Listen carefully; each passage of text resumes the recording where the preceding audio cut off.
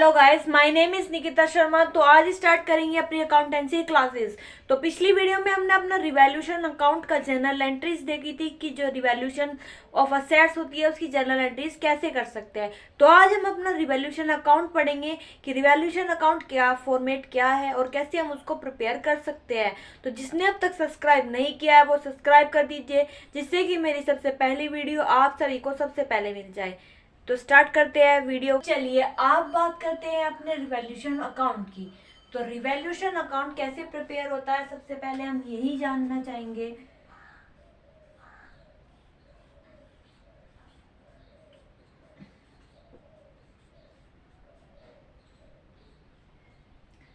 तो revaluation account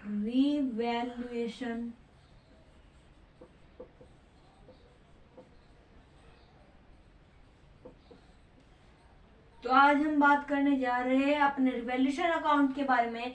तो जैसे हम हर किसी चीज का एक पर्टिकुलर हमारा फॉर्मेट होता है, वैसे जैसे प्रिपेयर करते हैं वैसे ही हमें ये प्रिपेयर करना है। तो सबसे पहले हमारा जो फॉर्मेट है, इधर हमारा क्रेडिट और इधर हमारा डेबिट अमाउंट पर्टिकुलर, ऐसे ही इधर भी पर्टिकुलर। तो ये हमारा फॉर्मेट है एक पर्टिकुलर या अपने एक पर्सनल अकाउंट का, जो हमारा रिवैल्यूएशन अकाउंट का है सब। तो ये हमने आपको बना के दिखा दिया है। अब इसमें हमें अपनी एडजस्टमेंट करनी होगी, अपनी टर्म्स नोट करनी होगी, जो भी हमें इसमें अप्लाई करनी होती है। तो हमारी जो टर्म्स और कंडीशंस वगैरह होती है वो क्या होती है, जो भी हमारी जो असेट्स है इंक्रीज हो रही है, असेट्स इंक्रीज हो रही है, तो हमारा जो है हमारी अगर असेट्स इंक्रीज होती है तो हमारा क्या फॉर्मेट होता है, हमारी जनरल एंट्री का फॉर्मेट क्या होता है। अगर हमारा जो असेट्स है वो इंक्रीज होती है तो हमारा असेट्स टू रिवैल्यूएशन होता है। हमारा जो फॉर्मेट है वो है असेट्स टू रिवैल्यूएशन अकाउंट। क्या है? असेट्स टू रिवैल्यूएशन अकाउंट है। तो हमें रिवैल्यूएशन का फॉर्मेट बनाना है। तो जो रिवैल्यूएशन है हमें अगर पर्टिकुलर अगर हमें बनाना अपना पर्सनल वो बनाना होता है, रिवैल्यूएशन के बारे में बात की जा रही है, रिवैल्यूएशन अकाउंट के बारे में। तो जब हमारी इंक्रीज असेट्स होगी तो हमारी जनरल एंट्री जो है वो ये होगी। तो जो हमारा रिवैल्यूएशन है, क्योंकि हम रिवैल्यूएशन अकाउंट बना रहे हैं तो वो क्रेडिट में है, तो हमारा रिवैल्यूएशन जो है वो क्रेडिट में है। तो टू के नाम से हमारी रिवैल्यूएशन की अमाउंट जो भी होगी 1000 2000 वो हम यहाँ पर नोट करेंगे। लेकिन हम यहाँ पर रिवैल्यूएशन ना करके जो भी इसके अपोजिट में होगा उसको लिखेंगे। असेट्स है तो हम यहाँ पर असेट्स लिखेंगे। असेट्स जब भी इंक्रीज असेट्स होगी तब हमारी असेट्स इधर आ जाएगी। फिर बात की जाती है अगर हमारी डिक्रीज असेट्स हो तो हमारा ये फॉर्मेट क्या से बनेगा, जनरल एंट्री क्या होगी। हमारी जनरल एंट्री होगी क्योंकि असेट्स जो है डिक्रीज हो रही है, तो रिवैल्यूएशन टू असेट्स है।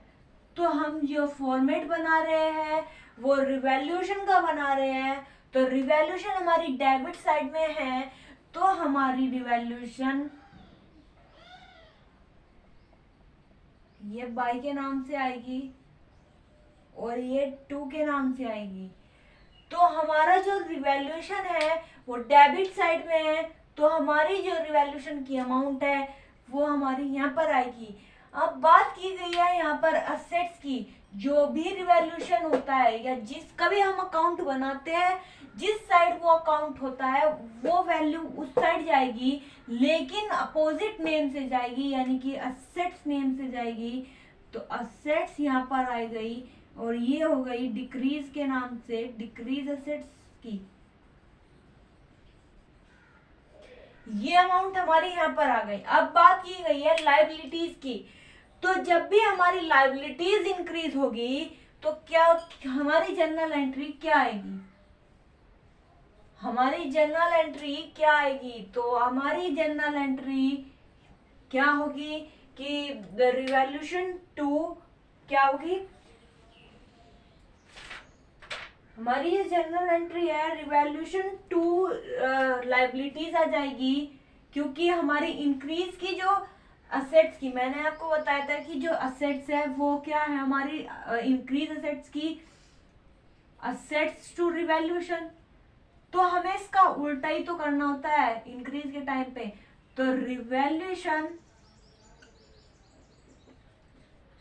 टू लाइबिलिटीज, तो हमारी जब भी लाइबिलिटीज इंक्रीज होगी, क्योंकि हमारा दायित्व जो है हमारा वो इंक्रीज हो रहा है, तो हमारी जर्नल एंट्री होगी रिवैल्यूएशन टू लाइबिलिटीज।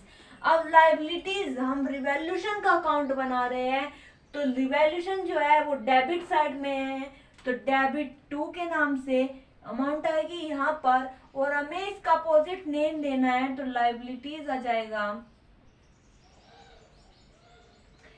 फिर उसके बाद जब हमारा ये आ गया, क्योंकि ये इंक्रीज असेट लाइबिलिटीज का है, तो हम इसको यहाँ पर ऐसे नोट कर देंगे, अमाउंट यहाँ पर आ जाएगी। फिर उसके बाद हमारी क्या की गई है, हमारा जो लाइबिलिटीज है वो कहीं पर रिड्यूस भी होती है। अगर हमारी लाइबिलिटीज जो है वो रिड्यूस हो रही है तो उसकी वैल्यू क्या होगी, हमारी होगी लाइबिलिटीज टू रिवैल्यूएशन। अब हम रिवैल्यूएशन अकाउंट बना रहे हैं, तो रिवैल्यूएशन क्रेडिट साइड है, तो हमारा बाय के नाम से लाइबिलिटीज, क्योंकि अपोजिट साइड जो है लाइबिलिटी है, और ये अमाउंट आ जाएगी बाय डिक्रीज, क्योंकि हमारा जो दायित्व है वो घट रहा है, यानी कि हमारे पास एक तरीके के पैसे रुक रहे हैं, तो डिक्रीज लाइबिलिटीज जो है वो हमारी इधर आएगी। तो ये यहाँ का तक का फॉर्मेट था। आगे का फॉर्मेट देख लेते हैं कि असेट्स और लाइबिलिटीज के सिवा भी इसमें कुछ आता है क्या। फिर हमारी जो अनरिकॉर्डेड लाइबिलिटीज थी और अनरिकॉर्डेड असेट्स थी, तो हमारी असेट्स जो है वो हमेशा डिक्रीज को छोड़कर हमेशा जो लाइबिलिटी असेट्स किसी भी टाइप की हो, असेट्स टू रिवैल्यूएशन आता है, टू रिवैल्यूएशन आता है। तो असेट्स जो है अनरिकॉर्डेड असेट्स है, अनरिकॉर्डेड असेट्स है, तो अनरिकॉर्डेड असेट्स हमारा किधर, हम रिवैल्यूएशन अकाउंट को ले रहे हैं, रिवैल्यूएशन अकाउंट को ले रहा है, तो ये क्रेडिट साइड है हमारा, तो ये भी हमारा बाय अनरिकॉर्डेड असेट्स के नाम से इधर जाएगा, इसकी अमाउंट यहाँ पर आएगी। फिर जब हम बात करें लाइबिलिटीज की, तो हमारी लाइबिलिटी हमारा दायित्व है, हमारा एक तरीके से खर्चा होने वाला है आने वाले टाइम पर, तो इसकी रिवैल्यूएशन टू लाइबिलिटीज इसकी जो है टर्म्स होगी। तो रिवैल्यूएशन जो है डेबिट साइड में है, तो यहाँ टू के नाम से लाइबिलिटीज अनरिकॉर्डेड लाइबिलिटीज आ जाएगी।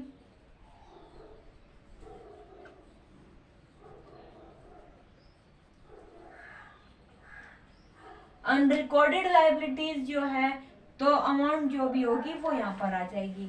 फिर और टर्म्स देख लेते हैं क्या आएगा।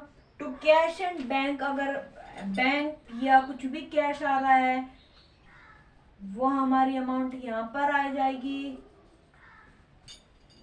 अगर हमारा जो भी कुछ है वो यहाँ, मतलब कि जो हमारा जो भी है ये बैंक या खर्चा हो रहा है वो यहाँ पर आ जाएगा। उसके बाद हमें करना क्या होगा, हमें यहाँ पर अपना टोटल लिखना होगा। अब जैसे सपोज दैट यहाँ पर हमारी अमाउंट हम डाल लेते हैं, हमारा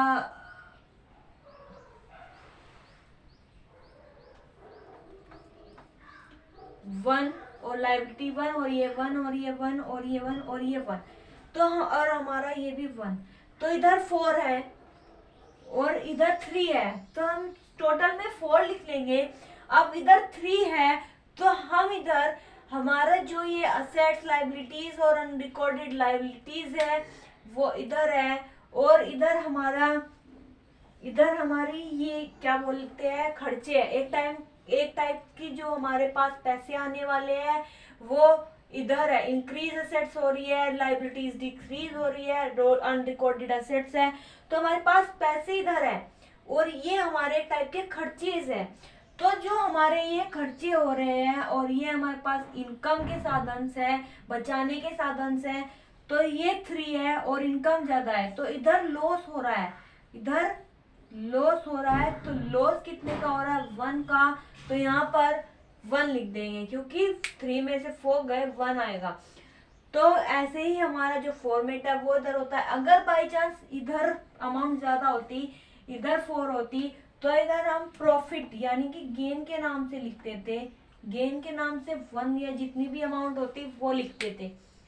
तो ये था हमारा जो रिवैल्यूएशन अकाउंट है उसका फॉर्मेट। टू असेट्स इंक्रीज कैसे हो रही है वो मैंने आपको बताया था कि अगर हम किसी चीज का फर्नीचर है वो 2000 का है और हमारे नेक्स्ट टाइम में यानी कि उसका रिवैल्यूएशन हो रहा है कि वो 3000 का हो रहा है, तो हमारी असेट्स इंक्रीज हो रही है, 2 से 3 में चली गई है, तो हमारा 1000 का जो है असेट्स इंक्रीज हो रही है। तो ऐसे हमें असेट्स पता चलती है कि इंक्रीज है या डिक्रीज है। असेट्स इंक्रीज ऐसे डायरेक्ट नहीं लिखा होता है, हमारा लिखा होता है कि फर्नीचर या कोई भी चीज असेट्स में है और उसकी वैल्यू रिड्यूसेस है इतनी % और इतनी इंक्रीज है। तो ऐसे ही हमें ये क्वेश्चंस करने होते हैं। नेक्स्ट वीडियो में नया फॉर्मेट या नई जर्नल एंट्रीज होगी। जिसने अब तक सब्सक्राइब नहीं किया है वो सब्सक्राइब कर दीजिए और लाइक कर दीजिए। जिसने